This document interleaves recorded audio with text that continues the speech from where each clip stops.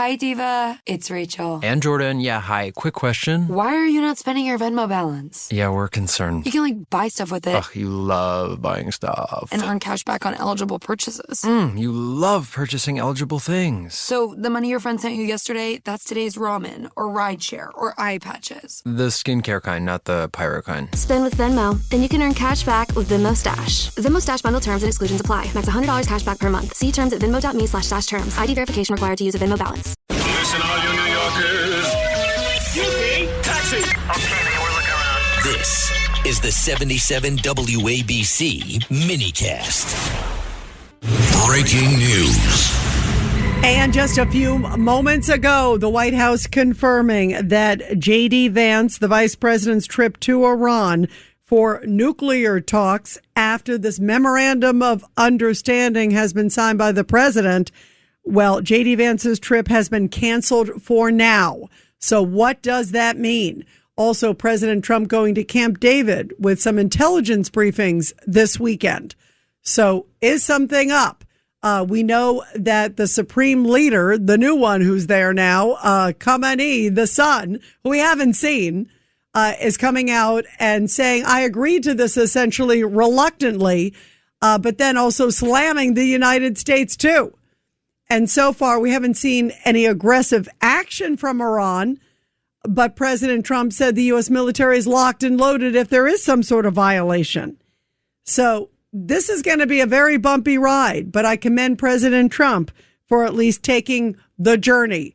And another American president has not done that.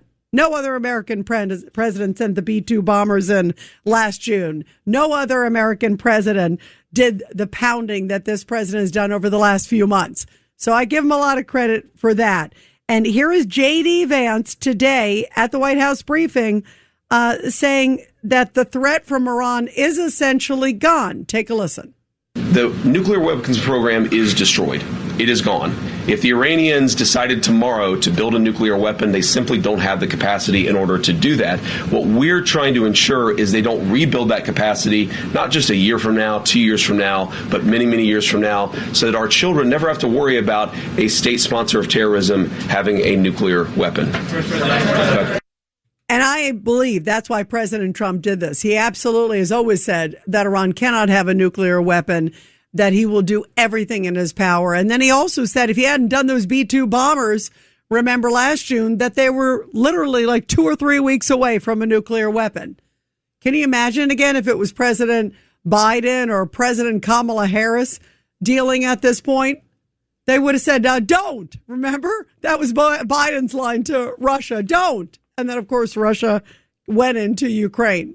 He's been very effective, Joe Biden, in foreign policy in the past. And here is J.D. Vance today explaining the difference, guys. And this is interesting. The difference between the Obama deal and what he says is the Trump deal. And he says they are widely different. Take a listen. The Gulf Coast Coalition loves this deal because they think that it makes Iran weaker.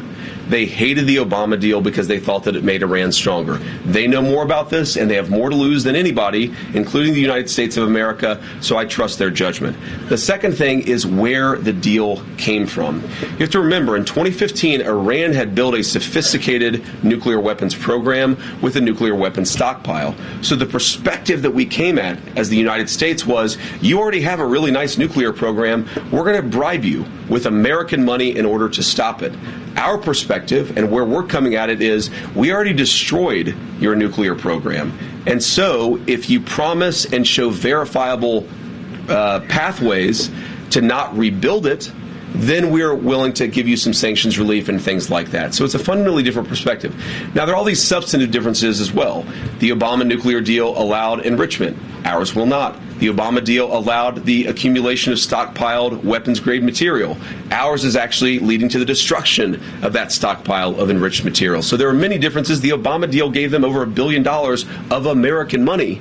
This deal gives them $0 of American money. So a lot of substantive differences, but I think the most important differences are where we're coming at it from a position of strength and the fact that our Gulf Coast partners love this deal. And they also know that President Trump will go back in. Any violation, he will go back in. And yet the Democrats are clearly seizing on this opportunity. Take a listen to New Jersey Senator Cory Booker. Go ahead, my friend. Well, behind the curtain, just have we accomplished anything with this Iran deal? The president, back in February when he started, said his goal was unconditional surrender. I just did not realize that the unconditional surrender he was talking about was America's. He's betrayed the American people. He's made us less safe. He's empowered Iran. We don't get $300 billion for a reconstruction fund in the United States of America. We're out over $70 billion in terms of what we've paid for this war. We have people here collectively in gas prices. We paid billions and billions of dollars. We are a country now that's suffering through a terrible economy as a result of this war and the clogging and the closing of the Strait of Hormuz. This is a unmitigated disaster. He has surrendered all the principles and ideals he said that were the justification of an unjust war. So this is one of the most colossal American presidential failures we've seen in our lifetime. It could have been worse, though. You know what I mean? Like, he did eventually, like... What did he achieve? Well, sincerely, what did he achieve? Well, I mean, it looks like America and Israel's relationship is fractured. You're telling me that we went to war, lost 14 American lives, hundreds injured, tens of billions of dollars in taxpayer money, a crashed economy, and you're saying that this was, I mean, that makes no sense to me. This is an unmitigated disaster. There are no wins in this. There are no accomplishments. The Strait of Hormuz isn't even open yet for full traffic, and that was open before the war started. There's no way to look at this to say that in any way the situation in the Middle East is better off or the situation for the United States. Thank you, Senator, a quick World Cup question, if you don't mind. I do mind. I got to go. Sorry. Okay. Who are you rooting for? USA. Well, at least we know he's rooting for USA. We'll take that. That's a good thing, at least. But the rest of it, I mean, to say this is a colossal mistake, that's an absolutely preposterous comment. And you think about, as you just heard from J.D. Vance, what a nice, stark difference it is between Obama's plan, where they allowed enrichment, they allowed everything. They didn't have anytime, anywhere inspections, SNAP inspections. They basically gave a pathway to nuclear development. And yet President Trump decimated them and then said you cannot do anything at this point. You cannot grow your nuclear program. So there's a lot of issues here that obviously still need to be hammered out, but it is a very different position of strength. I don't think it's perfect. I don't like any money going to Iran. I also want to know about the checks and balances because that's obviously pivotal too. So there are a lot of questions here, but it is night and day from the Obama plan. And meantime, speaking of criticism, boy, the Democratic Socialists of America, they keep taking swipes at President Trump. They are also taking swipes within their own party. There's a big rally tonight in Brooklyn, New York, and it had Bernie Sanders, and of course it had Zoran Mondani and a number of others. And they are out there campaigning because next Tuesday is a big primary for New York. There's a whole bunch of different races, as we always have every week, but next Tuesday in New York, you've got Darlisa Chevalier. She is in New York 13. You've got Claire Valdez in New York 7. And you've got Brad Lander going for New York District 10. And all of them are Democratic Socialists. All of them are bashing Israel, saying no military aid to Israel. Let's abolish ICE, housing for all, tax the wealthy. The list goes on and on. And here is Zoran Mondani with his own Israel bashing just a few hours ago.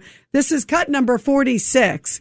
And he was at the rally with Bernie Sanders and a whole bunch of others. And he said, the best is yet to come. Boy, oh boy, if this is the best, we're in big time trouble.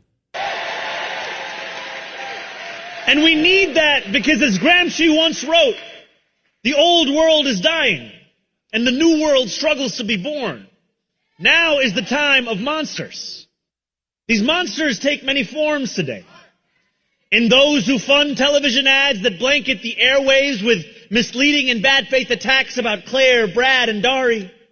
Those who would rather spend far more on political contributions than they would ever be made to pay in taxes. In AIPAC, for whom the only thing more frightening than democracy being allowed to run its course is an end to genocide and Netanyahu's wars.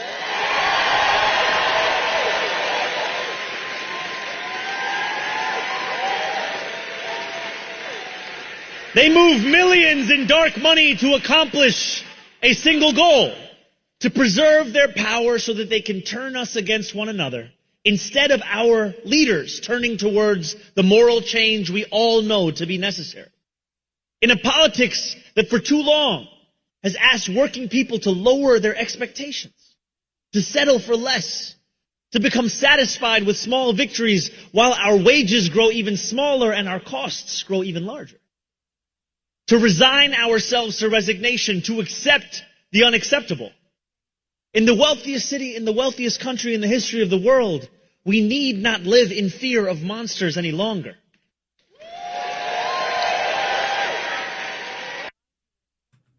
Wait, AIPAC? Monsters? This is the new sort of drumbeat, clearly, for the Democratic Socialists of America, who don't believe that even like Jewish products should be sold in stores. I mean, they want to do the boycott BDS, the boycott, divest, and sanction deal. I mean, this is really scary. This is a very, very disturbing trend. And by the way, speaking of AIPAC, they found out that one of the targets of these crazy guys who were plotting the attack, the UFC White House attack, that they were looking at one of the guys who was tied to AIPAC, that they were blatantly trying to go after some of these AIPAC folks, anti-Israel, anti-Semitic, these individuals were. And they were also illegal, at least some of them. The alleged ringleader is an illegal immigrant from Mexico.